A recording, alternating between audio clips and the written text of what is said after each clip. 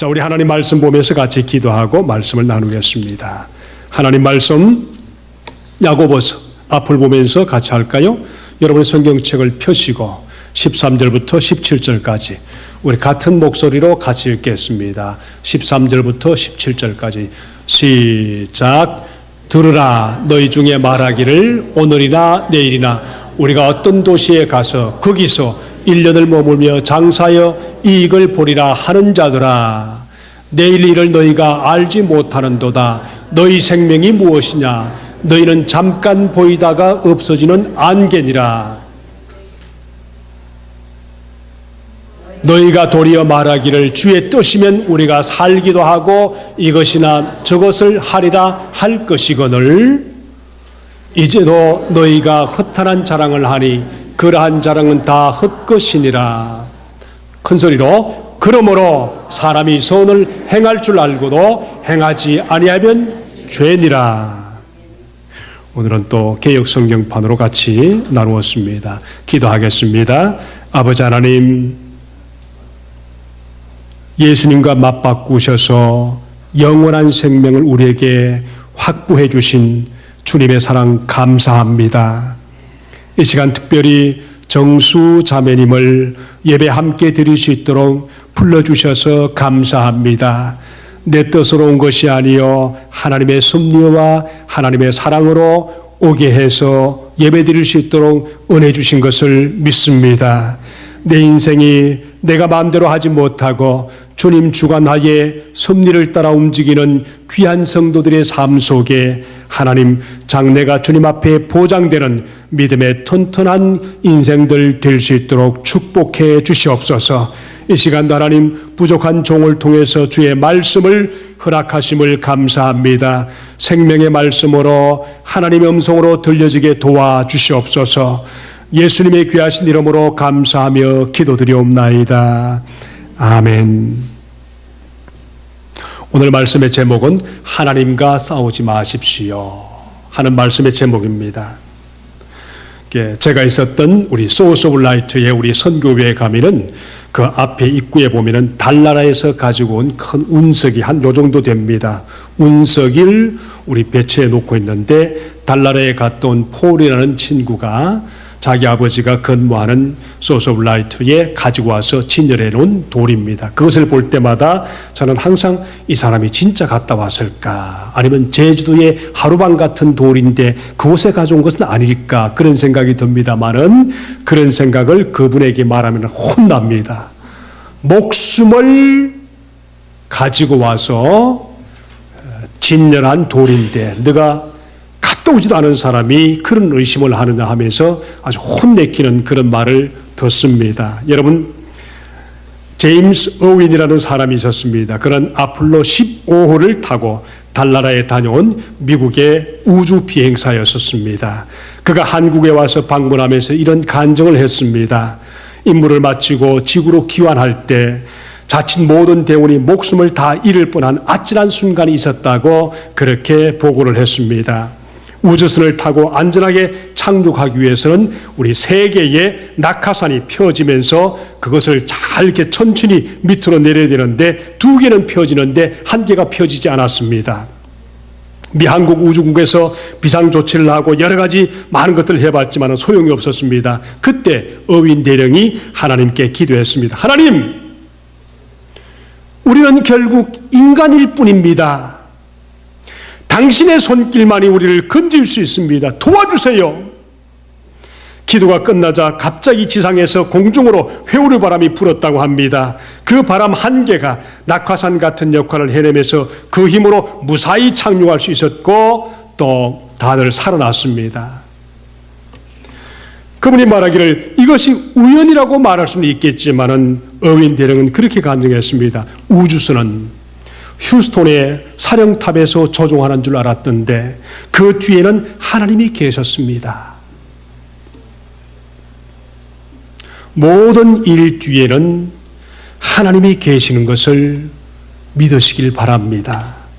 다만 우리가 그것을 모르고 있을 뿐입니다. 여러분, 우리의 가정, 우리의 교회 모든 사역들, 일상의 모든 중요한 사건들 뒤에는 늘 하나님이 계십니다. 그러므로 수많은 무슨 일을 당하든 혼자 힘으로 담당하려고 하지 말고 하나님과 함께 의논하십시오. 기도하십시오. 하나님께 나가십시오. 그때 하나님이 준비해 놓으신 가장 적절한 답을 인생 속에서 맛볼 수가 있습니다. 오늘 본문은 사실은 이 간증보다도 더 진한 말씀으로 우리에게 다가오십니다. 중요한 질문을 하고 계십니다. 여러분, 우리 인생의 중요한 질문 중에 하나가 뭔가 하면은 사람이 왜 미래에 대한 두려움을 그토록 가지면서 살까 하는 질문입니다.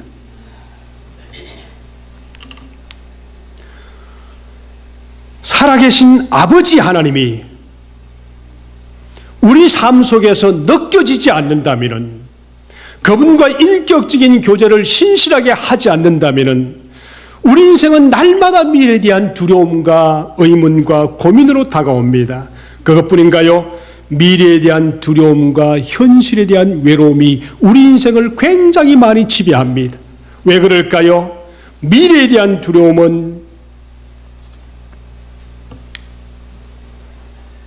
우리 인간을 참으로 어떤 면에서 외롭게 할 수도 있지만은 더 놀라운 근본적인 것이 미래에 대한 두려움 때문에, 미래에 대한 두려움 때문에 자칫 잘못하면 우리 인생이 결정하지 말아야 할 자기 인생의 목숨을 함부로 다룰 수 있는 그런 두려움까지 가게 되는 것을 압니다. 제가 왜 이런 말씀을 하는가 하면은 어느 분이 이메일을 주면서 내가 너무너무 두렵습니다. 정말 두렵습니다. 하면서 이메일이 장구하게 왔었습니다. 한국에서 온 이메일인데 말씀은 다 할 수 없지만은 예수를 믿는 분 같은데 엄청 두려움에 쌓여 있는 것을 봤습니다. 여러분, 하나님과의 관계가 이런 두려움을 분명하게 해결할 수 있다고 저는 믿습니다. 사람이요, 미래에 대한 두려움 때문에 우리 인간이 하는 것이 뭔지 아세요? 재물 쌓기입니다. 저축하는 것입니다.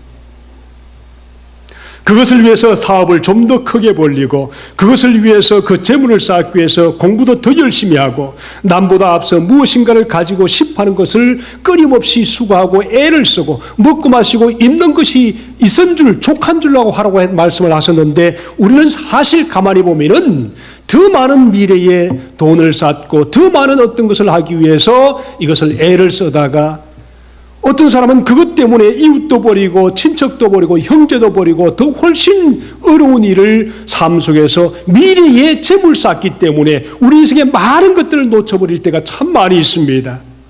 또 현실의 외로움은 어떨까요? 이 외로움을 달래보기 위해서 엄청난 죄를 우리 앞에 가지고 옵니다. 술집이 왜 생겼습니까? 이성적인 잘못된 교제가 왜 생겼습니까? 이 외로움 때문에 그렇게 하는 것입니다. 여러분, 이것을 통해서 오늘 우리가 말씀을 보는 것은 바로 예수님의 동생인 야고보가 예루살렘에서 목회를 하고 있을 때입니다. 근데 목회를 하고 있는 중에 그 다른 나라에 가서 괜히 그 중에 한 분이 하는 말이 있습니다. 그래서 오늘 편지를 썼습니다. 말씀해 보니까 성도 중에 몇몇 분이 일어나서 이런 제안을 했었습니다. 내가 시간을 내게 좀 주면은 1년 동안 이 도시 말고 다른 도시에 가서 장사를 좀 해서 사업을 좀 해서 돈을 좀 벌고 오겠습니다. 그런 계획을 세웠습니다. 1년 동안 사업 휴가를 좀 주십시오. 그런 얘기를 했었습니다. 그랬더니 이런 제안에 다른 형제들도 다 그렇게 할지 몰랐지만은 어쨌든 이런 많은 고민과 어려움들, 미래에 대한 먹고 마시고 사는 문제 때문에, 돈 문제 때문에 1년만 다른 도시에 가서 사업을 좀 하고 돌아오겠습니다. 그런데 오늘 말씀해 보니까 그것을 악이라고 했었습니다. 죄라고 했습니다. 이 말씀을 잘 들으시기 바랍니다. 우리가 말하기를 현실에서 최선을 다하면 장래의 모든 것들을 다 이겨내고 도움을 받아서 뭐 그렇게 살 수 있지 않겠는가 그러지만은 사실은 돈을 모으고 재산을 모은다는 것은 끝이 없습니다. 인생이 세상에 살고 있는 한 그것은 아무리 많이 가져도 끝이 없다는 것을 우리가 다 알고 있습니다. 그런데도 불구하고 그 많이 쌓아오는 재산 때문에 더 불안합니다. 이 근본적인 문제를 하나님께서 우리에게 이런 불안한 장래에 대한 불안을 성경에 보니까 죄라고 얘기했습니다. 하나님 없이 혼자 장래를 준비하고 하나님의 계획 없이 자신이 혼자 계획을 세워서 장례를 준비하는 것을 17절의 말씀 보니까 죄다 그랬었습니다. 그에게 죄다 그랬었습니다. 참 놀라운 얘기 아닙니까? 여러분, 사실 우리가 이것 때문에 참 많은 죄를 짓고 있습니다. 하나님 일 하십시다 하면 못하지만은 돈 버는 일에 어떤 참여하십시다 그러면 적강 예외 없이 그냥 다 참여합니다. 그렇지요. 주일날도 돈 버는데 가십시다 하면은 주일 예배는 나중에 드리면 되지 하면서 돈 버는데 먼저 갑니다. 왜 그렇습니까? 다 장래 염려 때문에 그런 것입니다. 자, 오늘 제목이 뭐라고 그랬습니까? 하나님과 싸우지 마십시오. 우리 인생은 사실 하나님과 엄청 많이 싸웁니다. 왜 싸웁니까? 내 혼자 살아보려고 발버둥치다가 안 되니까, 하나님과의 관계에서 오는 그런 평안이 없으니까 자꾸만 하나님은 내 인생을 왜 불공평하게 만드십니까? 그럽니다. 전도를 하다 보니까 영국 왕족으로 태어난 사람은 왜 나보다 더 나은 인생을 사는데 하나님은 왜 그 사람은 거기서 태어나게 하고 나는 이렇게 못 살게 힘들게 태어나게 고생합니까? 하나님은 불공평한 분이기 때문에 나는 하나님을 안 믿습니다. 그런 분도 계시더라고요. 여러분 어떻습니까? 오늘 정말 말씀 제목처럼 우리 인생이 하나님과 싸우지 말고 하나님과 계획할 때 우리 삶 속에 진정한 평강과 장래에 대한 두려움을 해결할 수 있다고 오늘 말씀을 하고 있습니다. 자, 오늘 13절의 말씀 보세요. 그렇게 말씀합니다. 오늘 내일 내가 어느 도시에 가서 내 가진 기술로 1년 동안 장사하고 오겠습니다. 그렇게 말했습니다. 그런데 이런 자랑스러운 계획, 이 당연한 우리 인간이 정말 하는 이 당연한 계획을 가지고 하나님께서 뭐라고 그러는데 허탄한 계획이라 우쭐대는 계획이라 이것이 악이라 그랬었습니다. 이것이 바로 하나님과 싸우는 관계라고 그랬었습니다. 참 놀라운 얘기 아닙니까? 어떻게 내가 장래를 위해서 계획하고 내가 장래를 위해서 준비하면서 사업을 하고 무엇을 벌이는데 왜 하나님이 이것을 악이라고 했을까? 여러분 기억하십시오.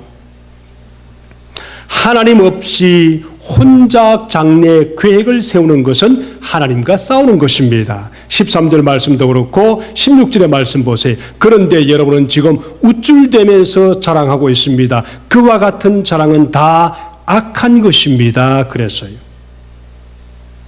저도 많이 봅니다. 사업하는 사람들 또는 어떤 사업을 계획하면서 하나님께 돈 많이 벌고 싶은 그런 마음을 가진 사람들이 가끔 우리 사업을 시작할 때 하나님과의 관계없이 사업을 시작하면서 거기에 오는 어떤 미래의 청산인을 통해서 굉장히 즐거운 어떤 깊은 환상에 빠집니다. 근데 그 사업이 잘 안 됩니다. 어렵습니다. 고민스럽습니다. 그럴 때 어떡합니까? 하나님 왜 이렇습니까? 그래 고민하지 않습니까? 그렇죠? 그런 것이 뭐 한두 사람입니까? 거의 모든 사람이 그러지 않습니까? 미국도 그렇고 지금 모든 세계가 지금 다 그렇게 돌아가고 있습니다. 그 중에 모두가 다 하나님 없이 계획을 세웠다고 하는 것은 아닙니다.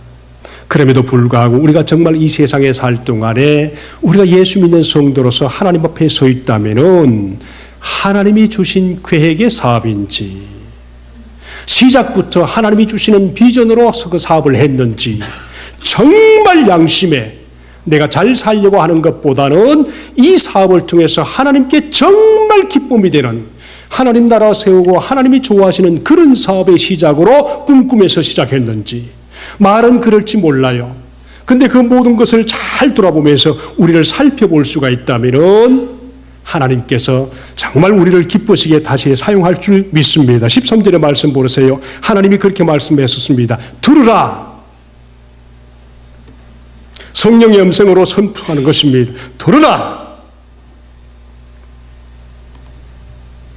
분명히 이 계획은 오늘 말씀 보니까 교회 안에서 일어난 계획입니다. 야고보가 책망하는 것은 장사를 책망하는 것이 아닙니다. 이익을 많이 남겨야 한다는 것을 나무라는 것이 아닙니다. 장사나 사업하는 것을 나무라는 것이 아닙니다. 사업의 계획의 첫째가 믿는 사람으로 사업의 목적과 이익의 목적 그리고 삶의 목적이 하나님 없이 잘 사는데 목적이 있었던 것을 지금 책망하는 것이지 잘 사는 것을 책망하는 것이 아닙니다. 이익을 많이 남겨야 된다는 것을 책망하는 것이 아닙니다. 큰 이익이 남기겠다는 목적이 하나님과 의논하지 않고 하나님과의 계획 없이 남보다 더 잘 살려고 하는 것을 지금 얘기하는 것입니다. 이런 좋은 예가 우리 주위에 너무너무 많이 있습니다. 하는 예를 들어볼까요? 요즘 유대인들이 그렇습니다. 그리고 우리가 잘 아는 우리 조선족들이, 중국의 조선족들이 그럴 수가 있습니다. 제가 보고 느끼는 것이기 때문에 말씀을 할 수가 있는데 우리가 다 아는 것입니다. 다 체험한 것입니다. 다 보고 느끼는 것입니다. 그런데 이것을 통해서 우리가 한번 다 살펴보자는 것입니다.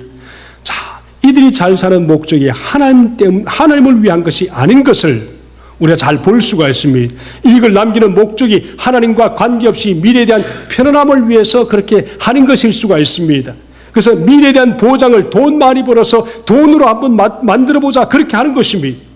하나님 없이 부요한 것, 하나님 없이 잘 사는 것은 소위 말하는 죄를 앞당기는 것입니다. 세상은 돈 없는 사람이 죄 짓는 것이 아닙니다. 돈 많은 사람이 죄를 짓습니다. 여러분, 조선족들이요, 그 조상들이 그곳에 가서 정착할 때는 사실 한국의 독립운동을 위해서 그곳에 부모님들이 갔는데 그러다 보니까 어떻게 밀려서 이제 2, 3대 우리 세대들이 다시 그들이 우리 그런 과정에 있으면서 지금은 그들이 잘 살기 위해서 중국 땅을 떠나서 한국과 미국과 영국과 여러 곳에 전 세계에 퍼져 있습니다. 여러분 아세요? 이들이 한국을 알게 된 것은 사실은 선교사들이 조선족들에게 가서 그들을 믿음으로 도와주고 그들을 일깨웠습니다. 그들의 믿음이 참 좋아졌습니다. 그리고 어느 순간에 그들이 한국을 알게 되었습니다. 그리고 정말 한국 가면은 더 믿음 생활 잘 하겠지 하는 유혹에 빠졌습니다. 그들이 한국에 갑니다. 선교사들을 통해서 복음을 듣고 가정이 다 복음화되면서 믿음으로 뜨거워졌습니다. 그런데 어느 날 주님의 계획과는 관계없이 한국에 가고 미국에 옵니다. 제가 만나본 많은 사람들 중에서 그런 사람이 많습니다. 처음에는 몇 번 교회에 나갑니다. 근데 환경이 허락지 않습니다. 근데 그 다음부터 어디를 빠지는 줄 아세요? 식당에 가서 일하는 사람은 잘 되는 경우입니다. 우리가 아는 대로.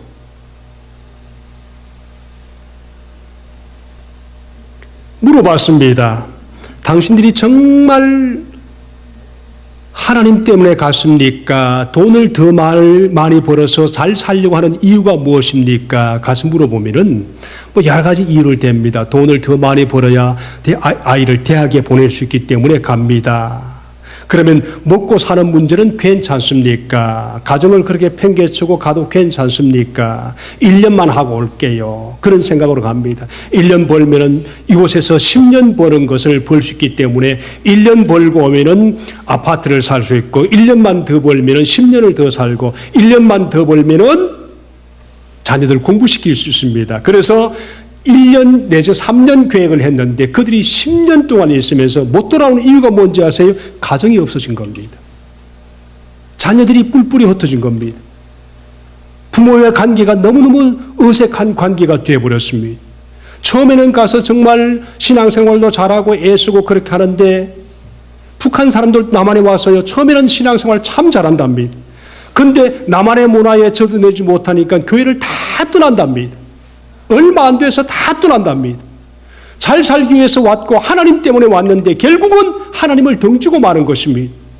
그들이 정말 잘 사는 것은, 잘 살기 위한 것은 하나님 때문에 아니었다는 것입니다.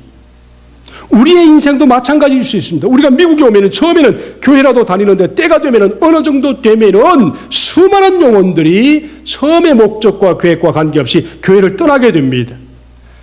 영적 전쟁에서 100이면 100 거의 교회를 떠납니다. 오늘 이 말씀은 누구의 말이 아니고 우리의 말입니다. 1년 후에 장사해서 돌아와서 정말 우리 주님을 잘 섬기겠습니다. 그런데 그 계획은 하나님과의 관계없는 계획이기 때문에 무너질 수밖에 없습니다. 여러분, 어떤 인생을 살더라도 하나님과 함께 계획을 세우고 하나님의 허락과 인준을 받으면서 주님 앞에 순종하는 삶이면은 내가 잘 되든 그렇지 않든 내 삶이 어떻게 하든 가정은 지키며 마음의 평안은 있습니다.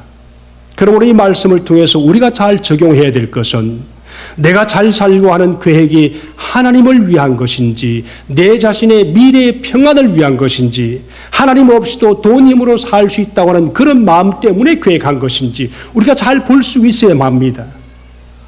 거의 사업을 시작하는 사람들 중에 이런 사람들이 많습니다. 목사님, 내가 이 사업 잘 돼서 우리 교회에서 제일 11조 많이 하는 그런 가정이 되도록 기도해 주세요. 근데 얼마 안 되면은 11조는 고사하고 교회 자체를 멀리하는 그런 경우를 제가 참 많이 봤거든요. 누구의 얘기가 아닙니다. 목사님, 먹고 살기 힘들어서 11조 못해요. 그분들은요, 먹기 살기 좋아도 11조를 못하더라고요. 왜 그럴까요? 하나님과의 관계없는 계획이기 때문에 그렇습니다. 이 말씀이 억울하게 들릴지 몰라도 우리 자신을 잘 돌아볼 수 있는 기회가 되어서 하나님과 함께 가까이 가서 오늘 이 말씀 이후로 하나님과의 관계에서 임팩이 일어나기를 주님의 이름으로 축복합니다. 자, 보세요. 같은 민족으로 조선족들이 이런 모습을 보면서 우리가 얼마나 안타까워해야 될까요? 우리 속에 이런 것이 있다는 것을 우리에게 말씀을 합니다. 오늘 말씀의 16절에 보니까 너희가 허탄한 자랑을 자랑하니 이것이 악이다, 그렇게 분명히 말하고 있습니다. 자, 우리 안에 이런 영적인 투쟁이 있습니다. 우리 침례받고 하나님을 잘 믿다고 고백했는데 언젠가 우리의 삶에 이런 유혹이 있다는 것을 알면서 이것이 악이 찾아올 때 이것을 잘 이겨낼 수 있는 것이 바로 미래를 보장하는 길이지 내가 잘 사는 것이 미래를 보장하는 것이 아니라는 말씀입니다. 우리가 이 말씀을 통해서 우리의 신앙을 살펴보는 기회를 계속 갖습니다. 지난주에 제가 내 믿음이 성장했는가, 내 믿음이 후퇴했는가 이것을 볼 수 있는 기회는 뭐라고 그랬습니까? 내가 처음에 믿음이 교회 와서 교회도 참 신기하고 하나님을 믿는 것이 내가 잘 모르지만 너무너무 신기하고 좋았는데 어느 순간에 교회에 적용되고 사람들을 알게 되고 교회의 모든 행사도 알게 되고 목사도 인간이구나 하는 것을 알게 되면서 그 모든 것들이 다 허물어지면서 어떡합니까? 함부로 대합니다. 그래서 신비한 것이 없어졌습니다. 교회 안에서 겸손하지 않습니다. 사람들 보니까 저 사람이나 나나 똑같아 하는 것이 다 그냥 그렇게 보이기 시작합니다. 그때부터가 어떡합니까? 다른 사람이 연약함을 내 힘으로 도와주면서 교회를 세우려고 하는 것이 아니라 약함을 보며 내가 하나님과의 관계에서 부족하면서 무슨 현상이 일어나는가 하면 흉보기 시작합니다. 제가 그랬지요. 다른 사람을 흉보고 다른 사람을 억울하게 자꾸만 뭐라고 하는 사람들은 하나님과의 관계가 풍성하지 않은 데서 오는 내 자신의 불평이라는 사실, 이것을 기억하십시오. 남의 약함을 도와주는 그런 행동으로 내가 신앙생활을 통해서 바뀌어지는가 믿음이 성장하는 것입니다. 다른 사람의 약함을 보면서 내가 자꾸만 불평하고 그 사람을 향해서 뭐라고 자꾸 그러는가 믿음이 오히려 처음보다는 후퇴한 것입니다. 이것을 히브리서에서는 침륜에 빠졌다. 뒤로 물러가 침륜에 빠지면 하나님이 기뻐하지 않는다. 거기는 죽음이 도사리고 있다. 그 말씀까지 하십니다. 이것은 주님을 향해서 가는 좁은 길에 있는 신앙생활이 하나님께서 우리를 향해서 사랑하는 말씀으로 이 말씀을 주시는 것을 기억하시고 우리가 믿음으로 성장하기를 주님의 이름으로 축복합니다. 그럴 때 우리가 살아남는 것입니다. 오늘 야고보서 4장 11절의 말씀에 뭐라고 그러십니까? 형제자매 여러분 서로 헐뜯지 마십시오. 자기 형제자매를 헐뜯거나 심판하는 사람은 율법을 헐뜯고 율법을 심판하는 것입니다. 그대가 율법을 심판하면 그대는 율법을 행하는 사람이 아니요 율법을 심판하는 사람입니다. 그런 말씀을 했습니다. 여러분,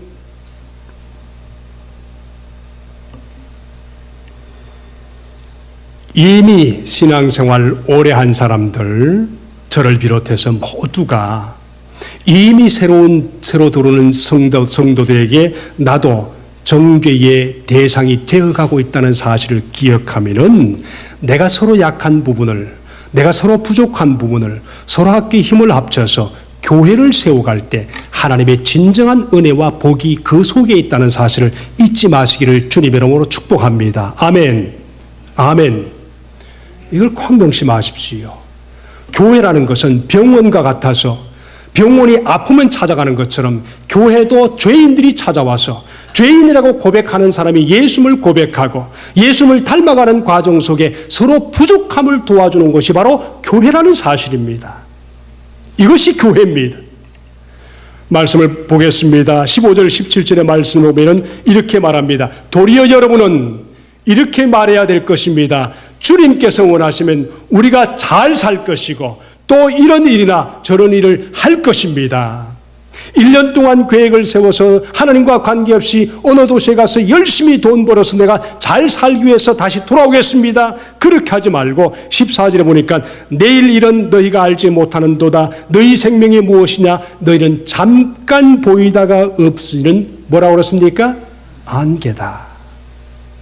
우리 인생이 안개같이 아침에 잠깐 보이다가 해가 뜨면 없어지는 것 같은 것이 바로 우리 인생이라는 것입니다. 50, 60, 70을 넘으신 분들은 그 말이 무슨 말인지 이해가 됩니다. 죽음이 무엇인지 이해가 됩니다. 자, 너희는 내일을 알지 못하기 때문에 그런다. 그런 말씀을 하는 것을 통해서 우리가 다시 한번 정신을 차리고 주님 앞에 가길 바랍니다. 여러분, 왜 이런 말씀을 주님께서 하시는가 하면 전도서 7장 14절을 읽다 보니까 주님께서 그런 말씀을 하셨습니다. 하나님이 내일 일은 사람으로 알지 못하게 하셨다. 미래 일은 사람이 알지 못하게 하나님이 정하셨다. 그리고 이사야 45장 11절에 가니까 장래 일은 나에게 물으라.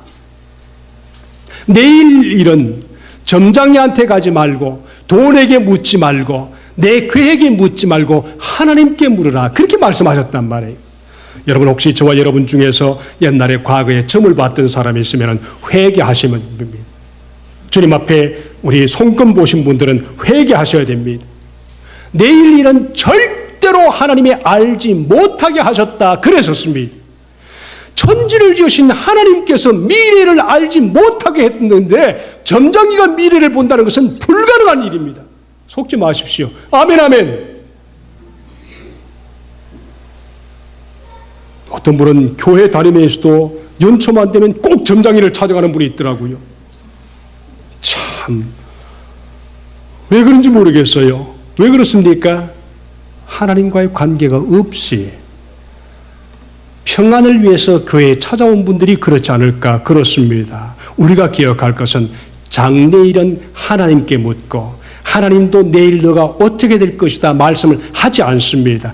오늘 내가 주님과의 관계에서 풍성한 삶, 기쁨의 삶, 하나님과의 교제의 삶을 오늘 하루 잘 살아가는 것이 바로 내일을 보장하는 것입니다. 여러분 한 주간을 살 때 오늘 예배드리는 겸손하고 신실한 마음처럼 내일도 그래 사시고 토요일까지 그래 사시고 또 주일날 와서 승리하시기를 축복합니다. 그게 중요합니다. 오늘 말씀은 하나님과 함께 뜻을 세우는 것을 우리에게 권하고 계십니다. 오늘을 하나님과 함께 영적으로 살아가는 것을 하나님이 권하고 계십니다. 내가 지금 이 시간이 영적으로 주님을 바라보고 있다면 그 사람은 승리하는 사람이고 미래와 내일이 보장된 사람입니다. 하나님이 그렇게 말씀하십니다.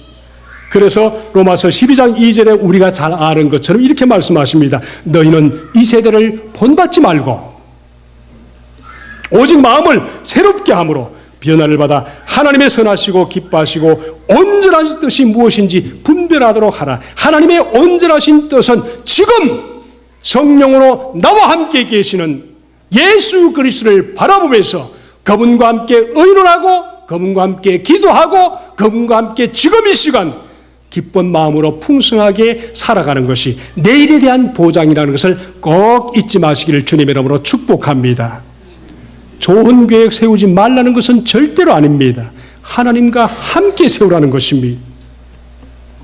여러분 이와 같은 이런 내용으로 실천을 잘한 사람 중에 한 사람이 바로 창세기의 요셉이라는 사람입니다. 창세기 39장 2절 3절의 말씀 보니까 그가 가는 곳마다 하나님을 의지하고 하나님과 함께 순간순간 감옥 속에서도 노예 생활 속에서도 어떤 삶 속에서도 요셉이 하나님과 함께 하셨으니까 하나님께서 그런 말씀을 하셨습니다. 여호와께서 요셉과 함께 하심으로 그가 형통한 자가 되어 그 주인 애굽 사람의 집에 있으니 그 주인이 여호와께서 그와 함께 하심을 보며 또 여호와께서 그의 범사에 형통케 하심을 보였더라 그러셨습니다.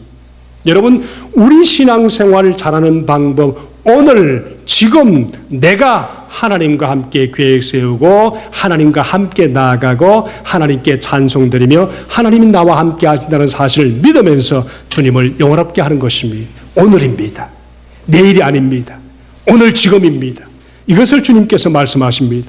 왜 그렇습니까? 하나님은 오늘 지금 이 순간을 성령 하나님으로 우리를 인도하시지, 내일 내가 이렇게 인도하겠다, 그것이 아닙니다.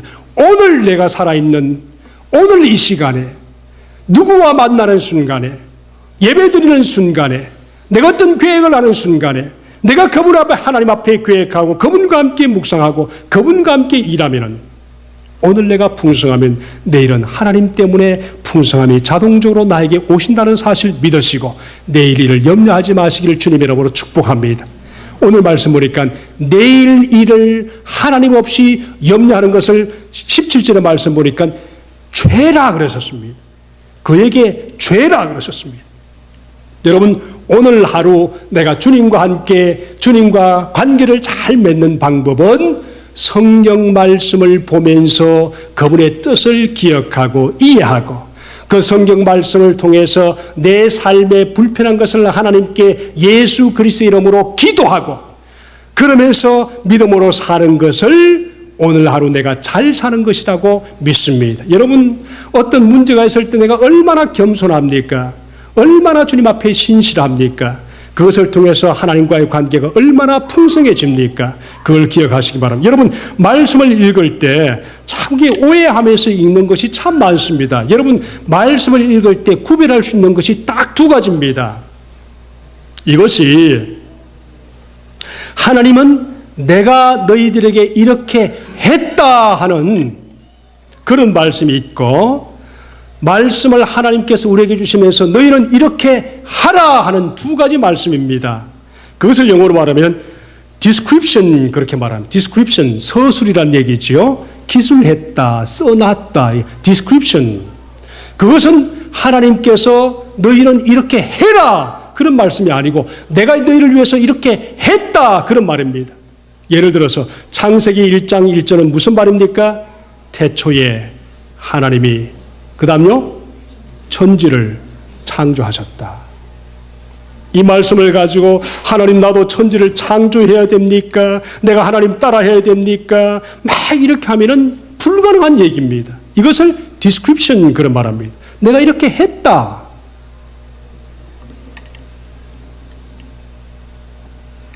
내가 하나님이 아닌데 무에서 유를 창조하려고 하나님처럼 나도 창조하려고 덤비면 이거 얼마나 어리석은 얘기입니까?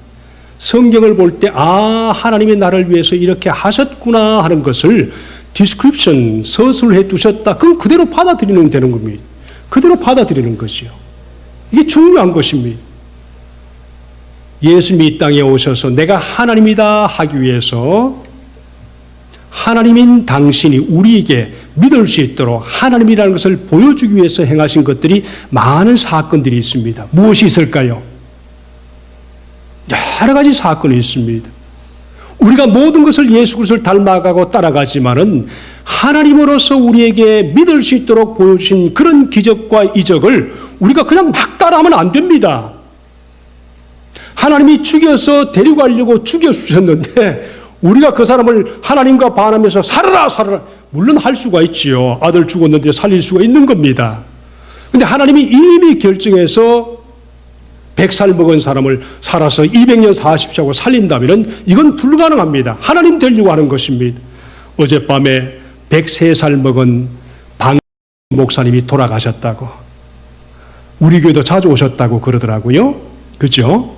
저도 만났고 일부러 100살 먹으신 분이 설교를 하고 계시길래 사진을 딱 찍어서 가지고 있습니다. 근데 보니까 10월 10일 새벽 2시에 1시인가 2시에 돌아가셨다고 그렇게 떴더라고요. 그래서 이걸 어떻게 하나 저떻게 하나 이제 언을 하고 있는데 꽤 오랫동안 아마 그 함께 장례를 준비하는 것 같더라고요. 하나님이 데리고 가셨어요. 근데 103살 먹은 사람을 우리가 가서 기도하면서 살리십시오 하면서 예수 그리스도를 흉내낸다면 이건 하나님 하는 겁니다. 여러분, 참 이런 것들을 잘 구별해야 됩니다. 자, 예수님께서 이 땅에서 오시면서 바람을 잠잠케 하셨습니다. 또 물리를 걷기도 하셨습니다. 이런 사건들이 참 많지요. 이것을 서술이라고 말합니다. 우리가 그것을 흉내낼 필요가 없습니다. 하나님의 사역을 위해서는 필요합니다. 바람도 잠잠하게 할 수 있고 태풍도 멈추게 할 수 있고 다 할 수 있습니다만은 관계가 있는 얘기인가 보면서 우리가 잘 구별할 수 있어야 합니다. 두 번째가 뭔가 하면은 프리스크립스입니다. 이것을 뭐라면 처방이라고 합니다. 약방의 약을 가지고 와서 프리스크립션 가져왔는가 아닌가를 물어보지 않습니까? 그죠? 발음이 좀 정확히 프리스크립션 맞아요? 프리스크립션 가져가서 약 주십시오 할 때 분명히 이것을 보여줘야 됩니다. 하나님의 말씀은 처방입니다. 이렇게 하라고 말씀하실 때는 해야 됩니다. 미래에 대해서 염려하지 말고 하나님과 함께 의논하자, 그리고 함께 가자 하는 것은 처방입니다. 반석 위에 집을 지어라, 예수님 위에 집을 지어라, 이것은 처방입니다. 우리 인생의 반석 위인 예수 그리스도 위에 집을 짓고 가는 것은 당연한 것입니다. 그래야 미래가 보장되는 것입니다. 하나님을 의지하지도 않고 뜻을 묻지도 않으면서 막내의 미래에 대한 불안을 가지고 있다면 이것은 하나님 앞에 죄라는 것입니다. 이걸 잘 기억하면서 장래가 내 손안에 있다고 믿는 것처럼 하나님을 불신하면서 자꾸만 장래를 내가 스스로 만들려고 애를 쓰는 것은 하나님 앞에 죄인데, 반대로 하나님과 함께 장래를 계획하고 하나님과 함께 기도하고 하나님과 함께 의논해서 주님 앞에 하나님과 함께 나가는 그 장래는 하나님께 보장되는 장래요, 하나님께 보장되는 사업이고 하나님께 보장되는 인생이고 하나님의 놀라운 교회인 것을 믿습니다. 잠언 16장 9절에 이렇게 말씀하셨습니다. 사람이 자기의 길을 계획할지라도 그 걸음을 인도하시는 이는 여호와시니라. 우리의 길을 그분에 맡기고 우리의 미래를 주님 앞에 영광스럽게 살아가기 위해서 그분과 함께 장래일을 계획하면서 기쁨으로 성령의 충만함으로 살아갈 수 있기를 예수님 이름으로 부탁을 드립니다. 아멘. 같이 기도하겠습니다.